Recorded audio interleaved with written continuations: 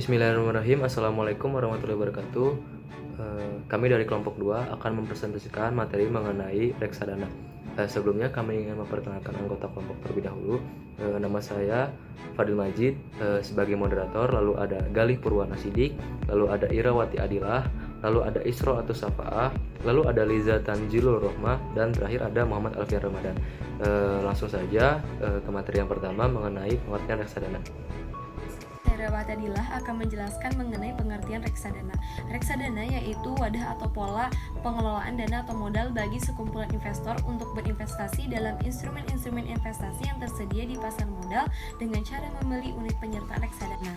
Nah, dana ini kemudian dikelola oleh manajer investasi untuk diinvestasikan ke dalam portofolio investasi seperti saham, obligasi, pasar uang, ataupun efek atau security lainnya.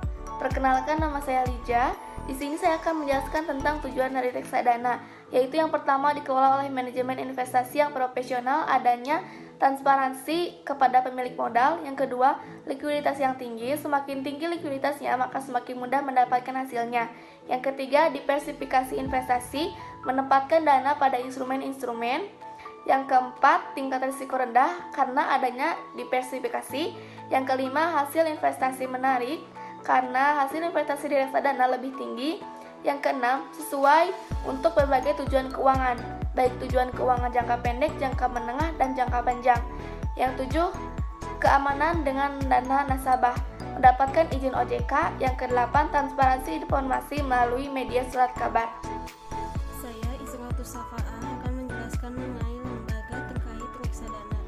Dalam investasi reksadana terdapat pihak-pihak profesional yang berkaitan dengan reksadana, yaitu manajer investasi, bank kustodian, agen penjual efek reksadana, dan otoritas jasa keuangan.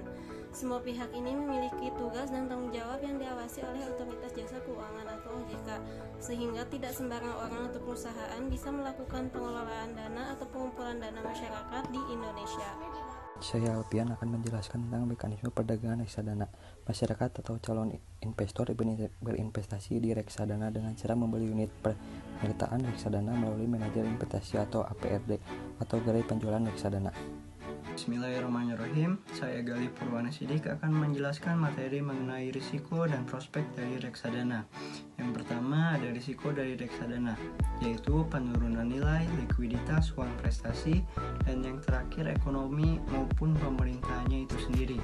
Lalu yang kedua ada prospek dari reksadana, yaitu ada kemudahan dalam bertransaksi, likuiditas, biayanya terjangkau, manajemen investasi yang profesional, lalu kemudahan dalam berproses, dan yang terakhir yaitu diawasi oleh otoritas jasa keuangan. Saya Fadil Majid akan menjelaskan atau menyebutkan mengenai jenis-jenis reksadana. Yang pertama ada reksadana konvensional. Di reksadana konvensional itu ada reksadana pasar uang, reksadana pendapatan tetap, reksadana campuran, dan reksadana saham.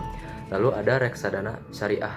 Di reksadana syariah sendiri ada reksadana syariah pasar uang, ada reksadana syariah pendapatan tetap, lalu ada reksadana syariah campuran, dan reksadana syariah Islam. Terima kasih. Materi selanjutnya.